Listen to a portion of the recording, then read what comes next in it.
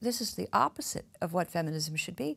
And when I got to college, we threw out the dorm counselors and the guardians of our virtue and all that. We wanted to be in charge. Yeah, so what went wrong, do you think? If there was there a moment that it actually, that something snapped? If in fact something went wrong and the feminist movement went from these two extremes, what do you think happened there? Well, I think I know what happened. No one listens to me. I wrote this article in the Daily Beast where I pinpointed what happened.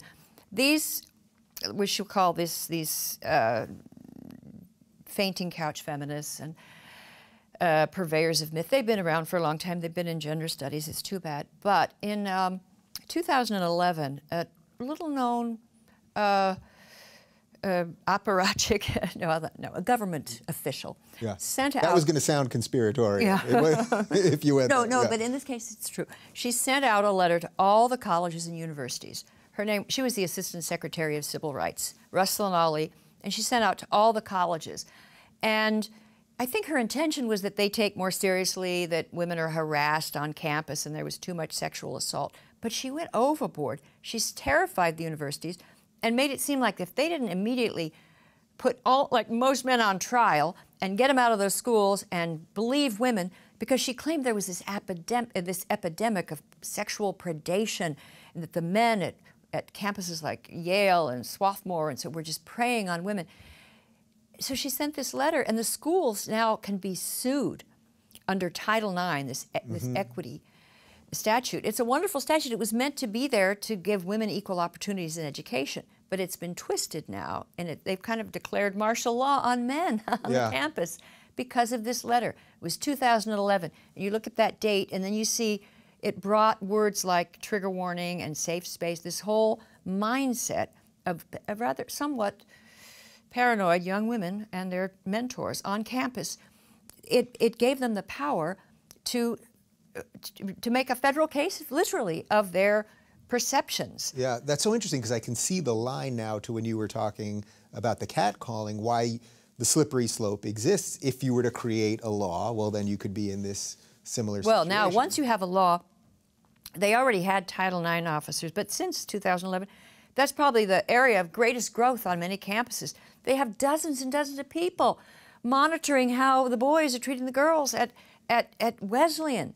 And these are mostly very privileged kids. Yeah. And there's a lot of drinking and I'm sure drunken hookups, but they have redefined drunken hookups to be rape of the young man against the young woman.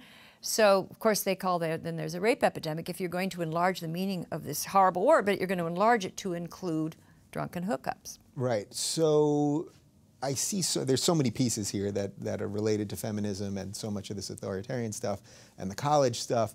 The Yale thing, which we were both tweeting about, that happened a week and a half ago or so with the professor that wrote the piece about the costumes. Halloween costumes. Halloween costumes, and if you see someone that's wearing something offensive, either ignore it or use your free speech to engage them and why you aren't happy with it and hopefully have a conversation about it.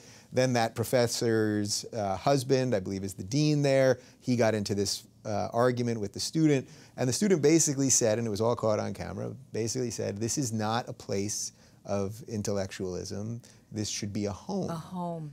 I really, it takes a lot to really get me crazed, but I thought, this is dangerous now, what's happening. It is and I usually don't feel like a grandpa, but I felt like a grandpa, like you kids, like how stupid are you kids? But it really struck me as now we have something systemic that we have to turn the tide on. And it is dangerous, and here's why.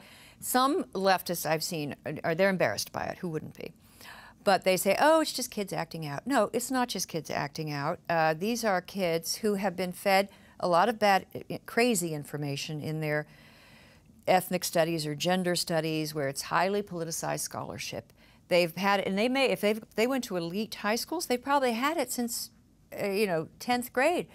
They've been reading these conspiracy theories about how bad the United States, or Western culture, and particularly the men, it's patriarchal, male hegemony, so forth. And they believe it. And they do not have much knowledge of history. So if they are doing things that, to people that know history, remind you of the McCarthy era or even the Salem witch trials, just in terms of hysteria and contagions of hysteria, they're not aware of it.